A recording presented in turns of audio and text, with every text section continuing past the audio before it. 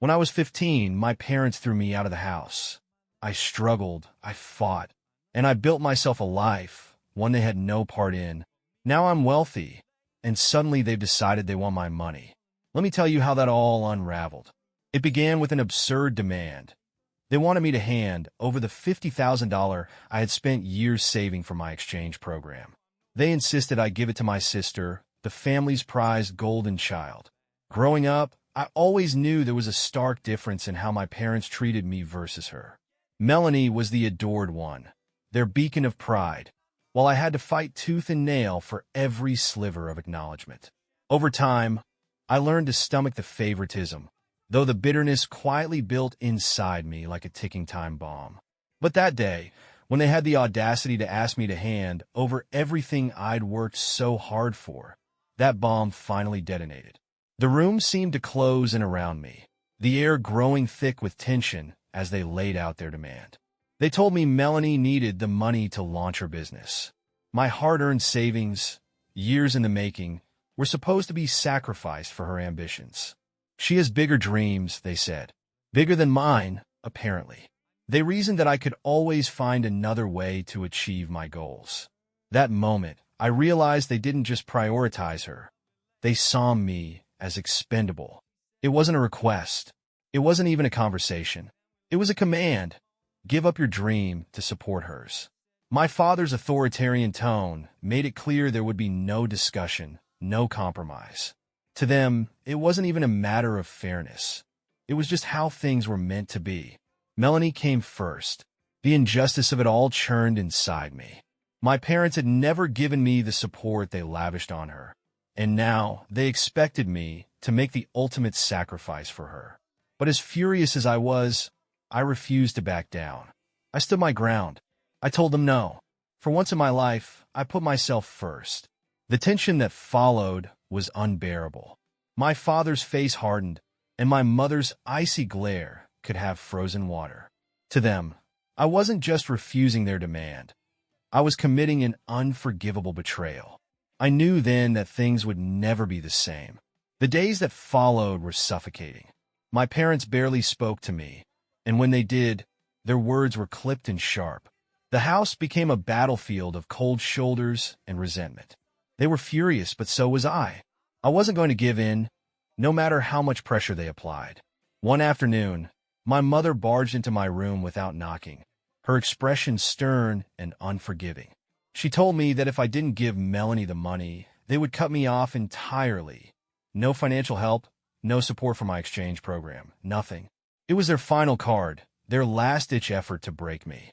But I wasn't about to fold. If that was what it took to hold on to my dream, so be it.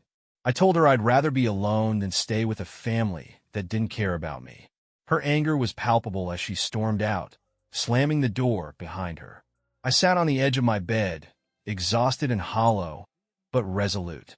I knew the path I had chosen wouldn't be easy, but there was no turning back now. The weeks that followed were a cold war. Conversations with my parents were brief and strained, and the house felt like it was filled with invisible walls. Melanie, on the other hand, seemed entirely unbothered. She carried on with her business plans as though nothing had happened. From what I could tell, she had already found another way to fund her ambitions, which only deepened my frustration. If she had other options, why had they pushed me so hard to give up my dream? Then, one quiet afternoon, I received a text message from an unknown number. The message was brief but unsettling. "You don't know what's really going on." The word sent a chill through me. I stared at the screen, rereading the message over and over.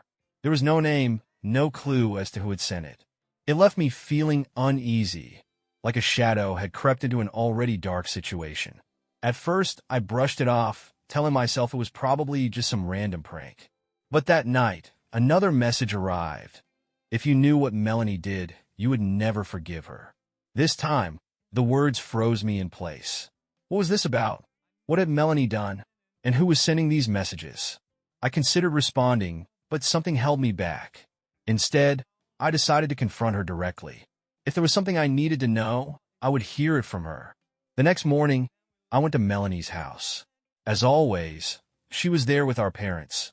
completely unbothered by the tension she had left in her wake. It was time for answers, no matter how uncomfortable the confrontation would be. When I arrived at Melanie's house, she didn't seem the least bit surprised to see me. Her expression carried its usual smug confidence, the kind that made it seem like the world would always bend in her favor. "Ryan," she said, feigning surprise. "What brings you here?" I didn't waste time on pleasantries. "We need to talk," I said, stepping inside without waiting for an invitation. She shrugged nonchalantly and motioned for me to sit at the kitchen table. The air between us was thick, heavy with years of buried grievances and fresh hostility. "I've been getting some strange messages," I started, not bothering to ease into it. "They say you've been hiding something from me, something I don't know about." For just a second, I saw it. A flicker of something in her expression, nervousness, guilt, or maybe even regret, but she masked it quickly. "Messages? From who?" she asked, her voice suddenly sharper, tenser. "I don't know," I replied, leaning back in my chair. "That's why I'm here. If there's something you're not telling me, now's the time to come clean." Melanie's gaze dropped to the table, her fingers tapping lightly against the surface. After a long pause, she finally sighed and said, "I don't know what you're talking about, Ryan. I'm not hiding anything. Those messages are probably just some cruel joke." I studied her, trying to detect any trace of dishonesty. But Melanie had always been a master manipulator.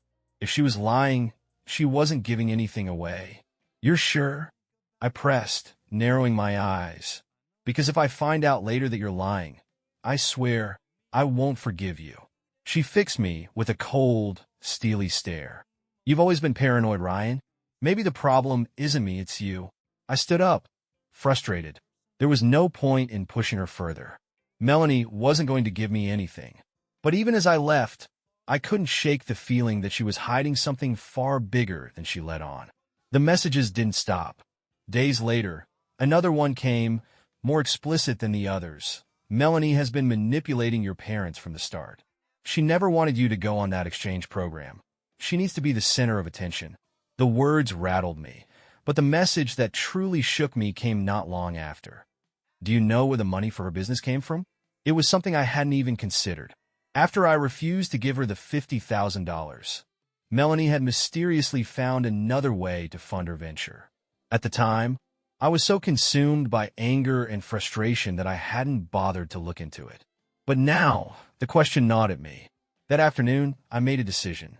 I went to the bank and requested a statement from my parents' joint account. Even though they had cut me off financially, I still had access to some older accounts that hadn't been closed. What I found left me reeling. Large sums of money had been withdrawn from my parents' account over the past few months, all in Melanie's name. But the most shocking discovery was that a significant portion of the money came from a loan taken out in my name. Somehow, my parents had managed to use my personal information to secure the loan, funneling the funds directly into Melanie's project. They had stolen from me, without my knowledge or consent, to fuel her dreams. The betrayal hit me like a punch to the gut. They hadn't just favored Melanie. They had exploited me, used me as a tool for her benefit. It was worse than I ever imagined.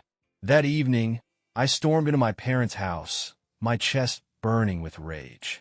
They were sitting in the living room, calm and collected, as if they hadn't just shattered the last shreds of trust one had in them. "I know what you did," I said, my voice low but trembling with fury. My mother looked up, her face painted with confusion. "What are you talking about, Ryan?" "You took out a loan in my name," I said, pacing in circles, my anger barely contained. "You used my credit to give Melanie the money for her business. You stole from me." My father's expression hardened, his eyes narrowing. "That's not how you speak to your parents." "I'll speak however I damn well please," I snapped. "You've crossed every line. You've always treated me like I was less than her, but this is too much." "She deserved a chance," my mother said, her voice tight but attempting calm. "Melanie has always been the responsible one. You've always been rebellious, Ryan. We didn't see any other way." "Any other way?" I laughed bitterly. "You could have asked me, but of course you didn't. You never saw me as worth considering. I was always second best to her." My father stood, his imposing figure looming over me. You've always been ungrateful, Ryan. You've never understood what it means to make sacrifices for family. We've done nothing but try to help you, and this is how you repay us.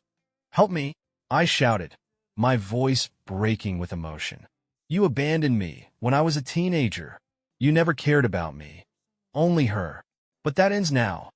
For the first time, I saw hesitation in my mother's eyes, a flicker of guilt. But my father remained unmoved. If you want to cut ties with this family, he said coldly, then do it. But you will regret it. That night, I knew there was no going back. Cutting ties with my parents wasn't an easy decision, but it was the only one I could make. They had betrayed me in a way I could never forgive.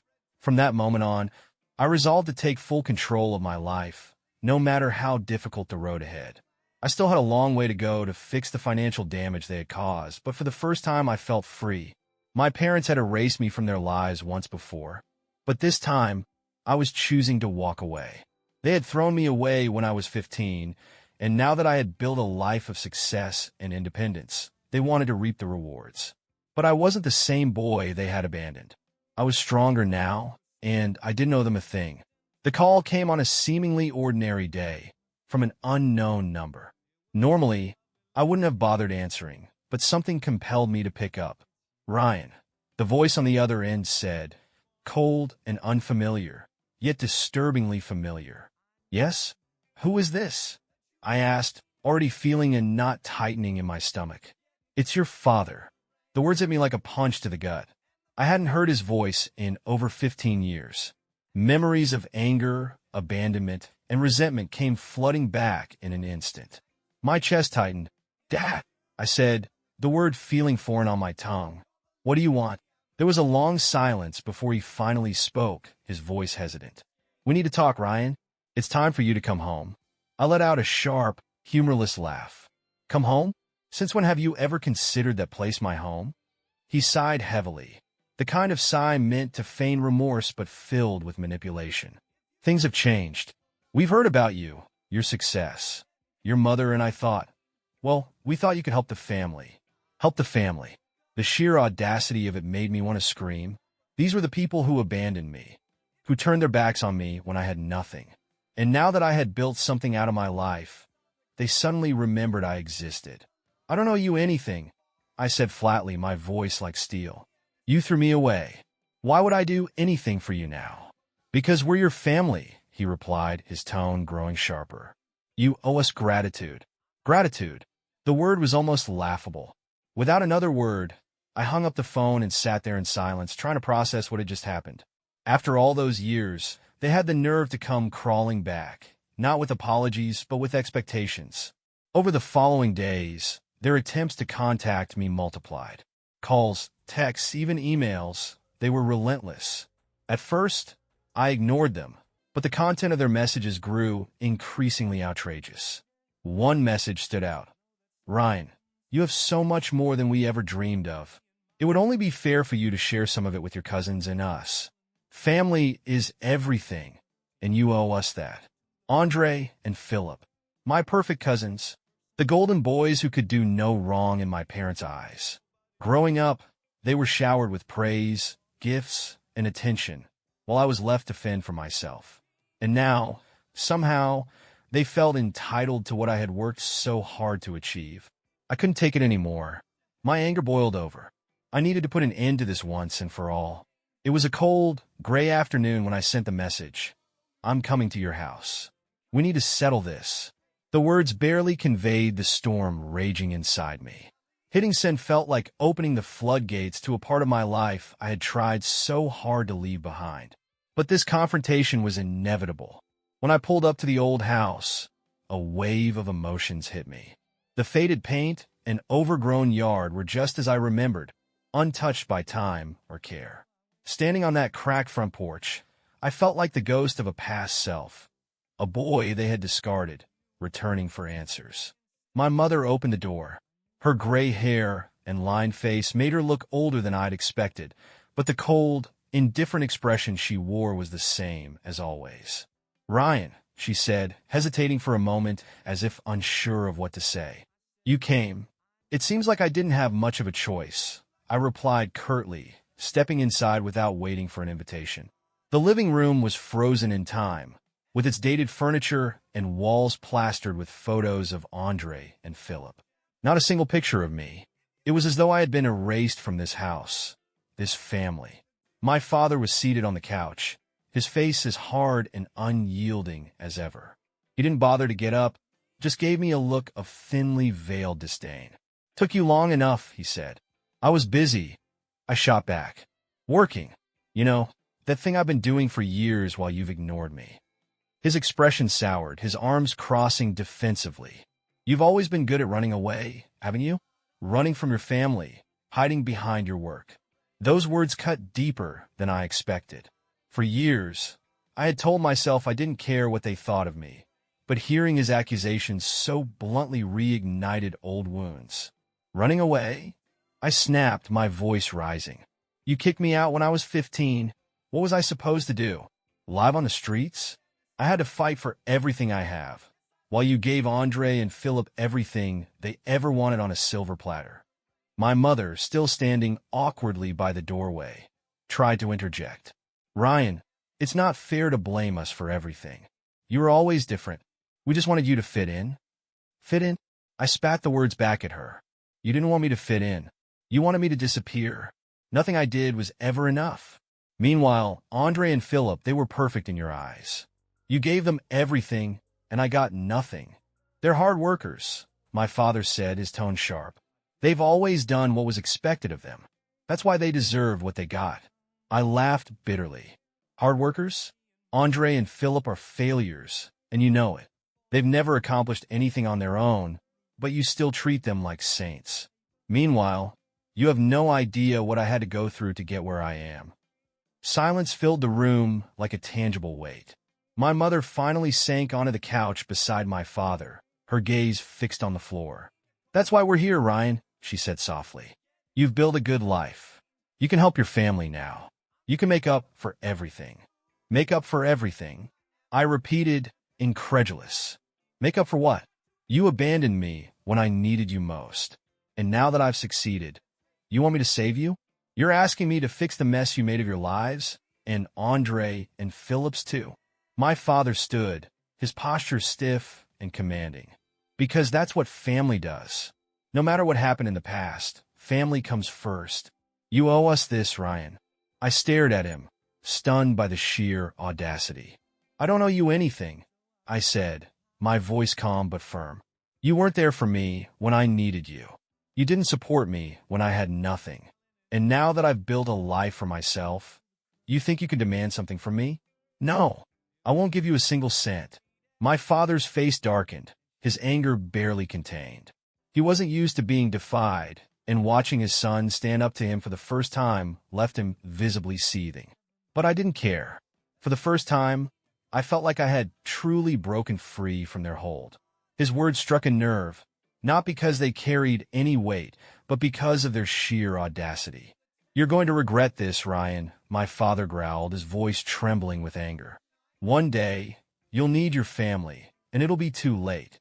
I walked toward the door without looking back. "You were never my family," I said, my voice cold and unwavering. "I learned how to fend for myself, and I don't need you now." The door clicked shut behind me, and as I walked to my car, I could feel the weight of the argument pressing down on me. Years of rejection, abandonment, and pain came flooding back, raw and unrelenting. But I knew I'd made the right choice. There was no going back. Just when I thought I could finally move on, an email arrived, a fresh wound, courtesy of my parents. I hesitated to open it, knowing it would likely be a mix of guilt tripping and manipulation. But curiosity got the better of me. The subject line read, "Your inheritance." The message itself was direct, cold, and dripping with the same bitterness they had shown me all my life. "Ryan, after our last conversation, we were deeply disappointed by your attitude. Since you already have so much and don't seem to care about your family, we've decided that your inheritance will go to Andre and Philip. They need it more than you. Family is everything. If you ever realize the error of your ways and want to be part of this family again, we might reconsider. For now, There's nothing more to discuss. Sincerely, Mom and Dad. I stared at the words, feeling a familiar anger bubble up inside me. They were treating money as if it were the only currency that mattered, as if a few empty promises of an inheritance I never asked for could somehow make up for years of neglect and betrayal. They didn't care about me. They just wanted control. I didn't respond right away. Instead, I sat with it, letting the anger simmer. But as the days passed, that anger grew into something more, resolve. A few days later, there was a knock at my door. To my surprise, it was Andre and Philip. Their faces were uncharacteristically serious, tinged with something I hadn't seen before: shame. "Ryan," Andre said hesitantly, "can we talk?" Curious, and admittedly a little skeptical, I let them in. The tension in the room was palpable as they sat down in my living room. "What do you want?" I asked bluntly. I've already heard what our parents had to say. Philip, who was usually quiet, took the lead. "We know they sent you that email," he began carefully. "We wanted to explain." "Explain what?" I snapped, my patience already thin. "Why you think you deserve my inheritance? Why you think you can ride on the coattails of my success like you always have?" "That's not it," Andre said, shifting uncomfortably. "The truth is, it's more complicated than that." I crossed my arms, narrowing my eyes. "Complicated how?" Philip took a deep breath, clearly trying to gather his thoughts. "Our parents have been manipulating us, all of us, for years. They used us to control you, to make you feel isolated, like you didn't belong." The words stunned me. "Why are you telling me this now?" I asked, my voice laced with suspicion. Andre and Philip exchanged a glance before Andre spoke. "Because we're tired of it. Tired of pretending to be something we're not. Tired of being pawns in their game. They've always played us against each other, and we're done with it. They want you to be the villain, so they can keep controlling everyone." I leaned back, trying to process their words. For years, I'd seen Andre and Philip as the golden children, the perfect cousins who had everything handed to them. But now, I wondered if they'd been victims of our parents' manipulation too. After our conversation, I realized I couldn't just walk away from this. My parents' manipulative behavior had poisoned every relationship in our family, and it was time to expose the truth. I began gathering evidence: emails, messages, financial records, anything that showed the years of favoritism and control they had wielded over us. It wasn't just about confronting them. It was about finally breaking free from their toxic hold. I planned a final meeting with my parents. This time, it wouldn't be about begging for understanding or trying to mend a broken bond. It was about closure. The day of the meeting arrived, and my parents came, seemingly expecting another heated argument. What they didn't expect was the full force of the truth. I sat them down at the dining table, my laptop open and documents spread out in front of me. My cousins were there too, silent witnesses to the unraveling of our family's dark dynamics. "I have something to show you," I said, my voice steady. "For years, you've manipulated and controlled everyone in this family. You abandoned me, treated me like I was worthless, and now you think you can demand something from me. It's time for the truth to come out." I connected my laptop to the TV and began presenting the evidence. Emails showing their favoritism, financial records proving their misuse of my name for loans, and messages that laid bare their attempts to pit us against each other. My parents watched in stunned silence, their expressions shifting from shock to anger to what looked like guilt. "You abandoned me when I needed you most," I said, my voice trembling with emotion. "And now, after all these years, you expect me to share what I've built with you? You made me the villain while you played favorites with Andre and Philip. But it ends here." I turned to my cousins. Andre and Philip deserve the chance to build their own lives without the burden of manipulation. And as for me, I'll make sure you never have access to anything I've earned. The room fell silent. My parents were speechless, their power over me shattered. In the weeks that followed, I took legal steps to ensure they couldn't touch my finances or interfere in my life again. Andre and Philip began working to establish their own independence, free from the weight of our parents' expectations. As for me, I finally felt free. Free from the shackles of manipulation. Free to live my life without the shadow of a broken family hanging over me. The past no longer defined me, and though the scars of that broken bond would always remain, I knew I had chosen the right path, a path that was mine, and mine alone.